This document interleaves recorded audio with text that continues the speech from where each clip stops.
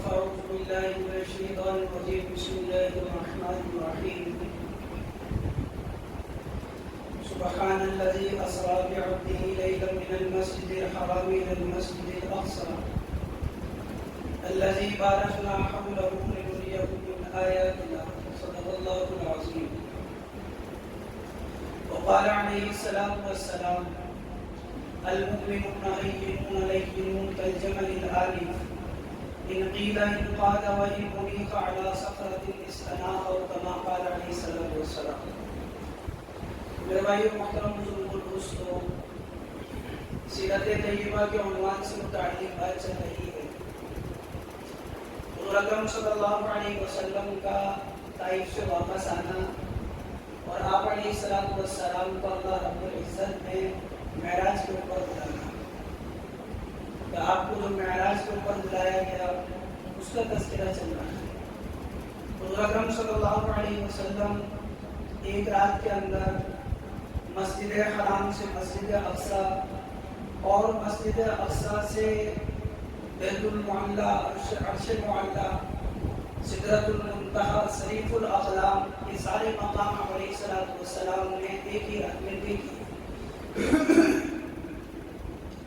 حضور اکرم صلی اللہ علیہ وسلم جب بیت المقدس میں انبیاء علیہ السلام کی امامت سے فارغ ہوئے اور انبیاء علیہ السلام نے آپس میں تعارف کرایا، آپ علیہ السلام نے اللہ کی تعریف کی، اپنا تعارف کرایا، تو اس کے بعد آپ علیہ السلام کو آسمانوں پر لے کر گئے، آسمانوں کی سیر کریں.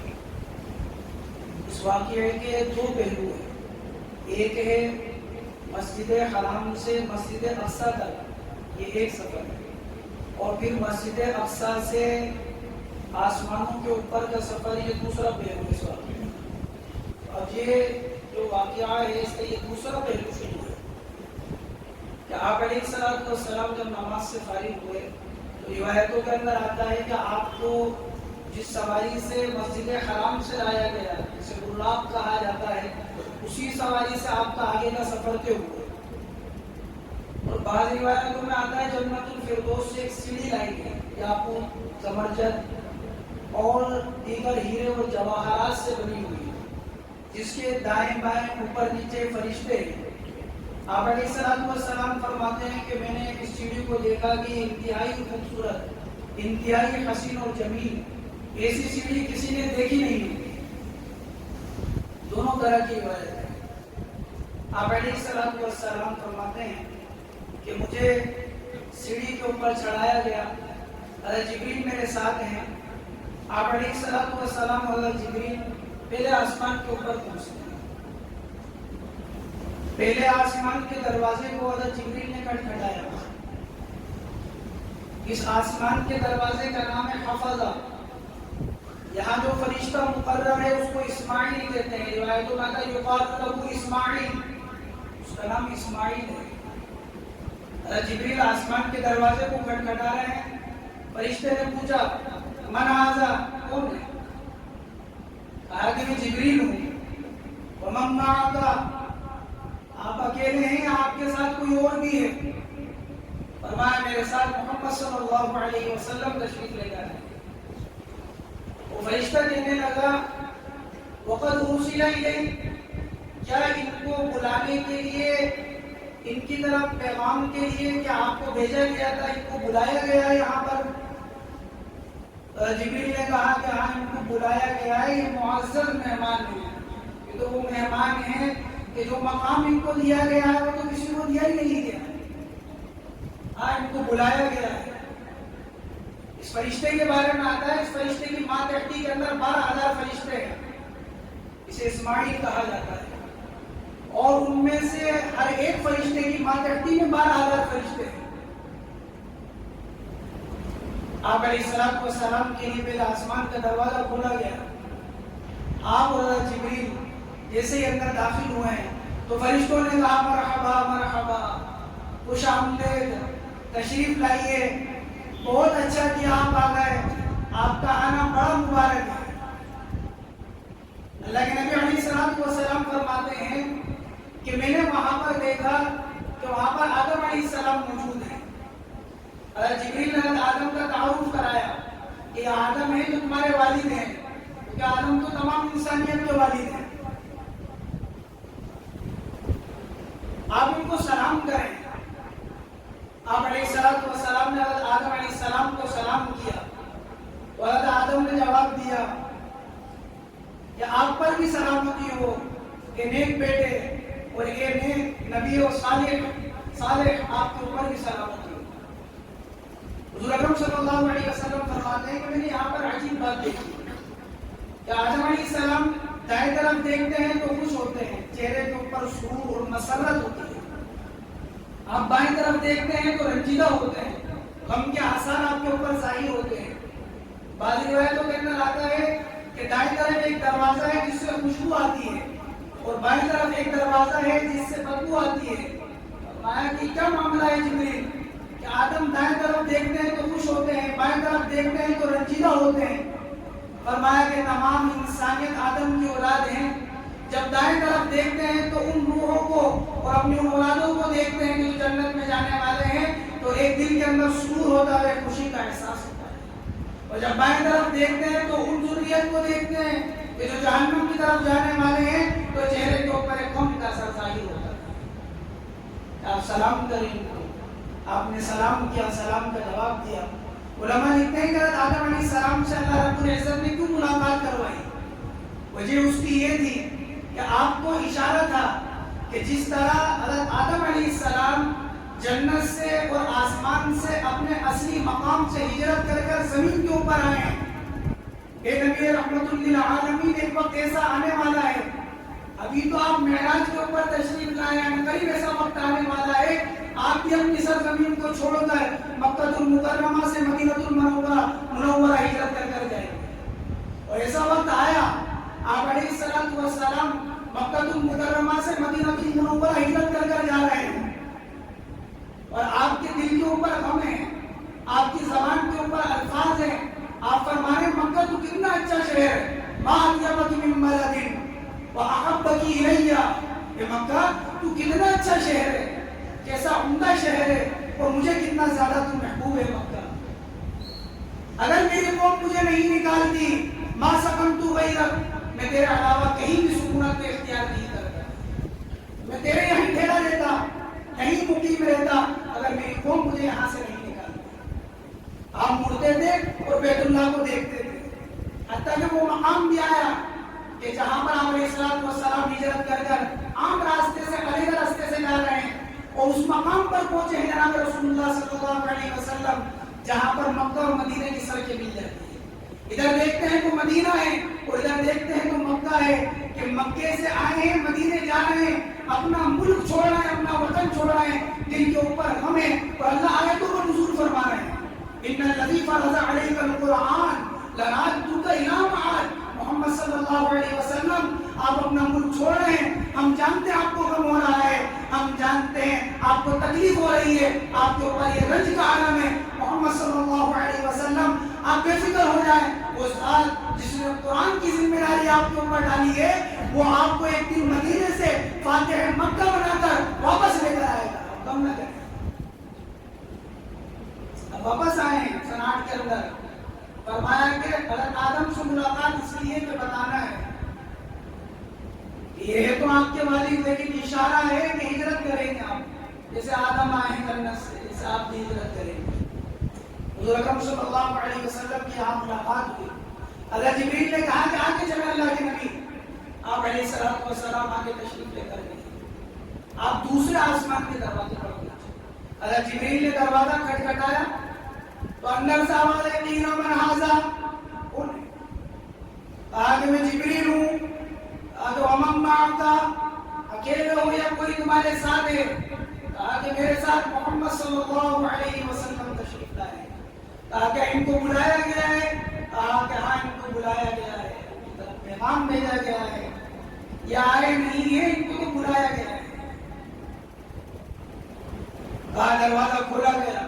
فرشتوں نے کہا مرحبا مرحبا، خوش آمدید، بڑا اچھا کیا آپ آ گئے، آپ کا آنا بڑا مبارک، بڑا بابرکت. آپ علیہ السلام فرماتے ہیں کہ میں نے وہاں دیکھا کہ حضرت یحییٰ اور حضرت عیسیٰ علیہ السلام کو میں نے وہاں پر دیکھا. جبریل نے کہا کہ یہ یحییٰ ہیں اور یہ عیسیٰ ہیں، آپ ان کو سلام کریں. آپ علیہ السلام نے ان کو سلام کیا تو دونوں نے جواب دیا نیک بھائی کے اوپر سلامتی ہو، نبی صالح کے اوپر سلامتی ہو. علماء لکھتے ہیں کہ دوسرے آسمان کے اوپر حضرت یحییٰ اور حضرت عیسیٰ علیہ السلام سے کیوں ملاقات کریں گے؟ وجہ اس کی یہ لکھی کہ حضرت عیسیٰ سے ملاقات اس لیے کرائے گی، اللہ کے نبی علیہ السلام نے ارشاد فرمایا تھا تمام نبیوں میں سب سے زیادہ عیسیٰ بن مریم کے میں قریب ہوں، مجھے سب سے زیادہ قربت ہے. عیسیٰ وہ ہیں کہ جو آخر زمانے کے اندر آئیں گے اور آسمان سے نازل ہوں گے اور دجال کو قتل کریں گے اور حضور صلی اللہ علیہ وسلم کی شریعت کو امت کے اندر نافذ کریں گے. ایک لطیف اشارہ اس بات کی طرف بھی تھا کہ جس طرح یہود حضرت عیسیٰ علیہ السلام کو طرح طرح کی مکاریاں کر کے آپ کو تکلیف پہنچانا چاہتے تھے، ہر وقت آپ کے خلاف پلان بنایا کرتے تھے، فرمایا محمد صلی اللہ علیہ وسلم جب آپ مدینے چلے جائیں گے تو یہود آپ کے ساتھ بھی یہ معاملہ کریں گے، آپ کو بھی تکلیف پہنچائیں گے، کبھی زبانی تکلیف پہنچائیں گے اور کبھی بدن کے ذریعے سے تکلیف پہنچائیں گے، ہاتھ کے ذریعے سے تکلیف پہنچائیں گے. حضور بیٹھے مجلس کے اندر، صحابہ آپ کے سامنے موجود ہیں، کوئی صحابی کبھی مجلس کے اندر آنے میں دیر ہو جاتی تو آپ علیہ السلام سے کہتے اللہ کے نبی ہماری رعایت کریں، جو بات آپ نے کہی ہے وہ دوبارہ کہہ دیں. اور یہود بھی وہاں پر موجود ہوتے، صحابہ کہتے راعنا، کہ اللہ کے نبی ہماری رعایت کریں، اور یہود کہتے راعنا راعنا، کہ جس کے معنی اے چروائے اے چروائے. صحابہ سمجھتے نہیں کہ یہ کون سی زبان بول رہے ہیں اور کس زبان کے الفاظ ہے، اور یہود خوش ہوتے اس بات کو کہتے، تو صحابہ وہ لفظ کہتے ہیں کیونکہ جانتے نہیں کہ اس کا کیا مطلب. حضور اکرم صلی اللہ علیہ وسلم کے اوپر آیت نازل ہوئی یا ایھا الذین آمنوا لا تقولوا راعنا وقولوا انظرنا واسمعوا. اے ایمان والو تمہارا مقصد تو یہ نہیں نبی کو تکلیف پہنچانا، یہ مضمون ہے یہود، یہ پہنچانا چاہتے ہیں آپ کو تکلیف، اپنے دل کو تسلی دے رہے ہیں الفاظ کے ذریعے سے، لیکن پھر بھی تم یہ لفظ مت کہو راعنا بھی مت کہو، بلکہ تم یہ کہو وقولوا انظرنا، اے نبی جی ہماری طرف نظر کرم فرمائیے، تاکہ کسی طرح کا ان کو شرارت کا موقع نہیں ملے.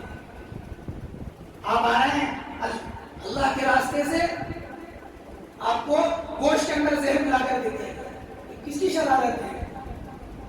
آپ کے بالوں کے اوپر کس نے ڈھنگ لگائی تھی؟ تو سورہ فلق اور سورہ ناس نازل ہوئی، یہ سب یہودیوں کی شرارت تھی. کہا محمد صلی اللہ علیہ وسلم کہ آپ کی ملاقات عیسیٰ سے اس لیے علماء نے لکھا کہ جس طرح آپ عیسیٰ کو یہودی شرارتوں کے ذریعے سے پریشان کر رہے تھے لیکن بگاڑ کچھ نہیں سکے، ایسے یہود آپ کو پریشان تو کریں گے لیکن اللہ آپ کی حفاظت کرے. آپ علیہ السلام فرماتے ہیں کہ میں تیسرے آسمان کے اوپر گیا اور وہاں پر وہی معاملہ، جبریل نے آسمان کا دروازہ کھٹکھٹایا، پوچھا کہ قیل من ھذا، کون ہے؟ کہا کہ میں جبریل ہوں. آپ کے ساتھ کون ہے؟ میرے ساتھ محمد صلی اللہ علیہ وسلم ہے. کیا ان کو بلایا گیا ہے؟ ہاں یہ آئے ہیں، ان کو بلایا گیا ہے، اللہ کی طرف سے پیغام ہے ان کو. اللہ کے نبی فرماتے ہیں ہم تیسرے آسمان میں داخل ہوئے تو میں نے دیکھا کہ وہاں پر یوسف علیہ السلام. جبریل نے کہا کہ یوسف ہے، ان کو سلام کریں. اللہ کے نبی نے سلام کیا، یوسف نے سلام کا جواب دیا کہ نیک بھائی کے اوپر سلامتی ہو، نبی صالح کے اوپر سلامتی ہو. آپ نے فرمایا کہ میں نے یوسف کو دیکھا کہ وہ انتہائی حسین اور جمیل ہے.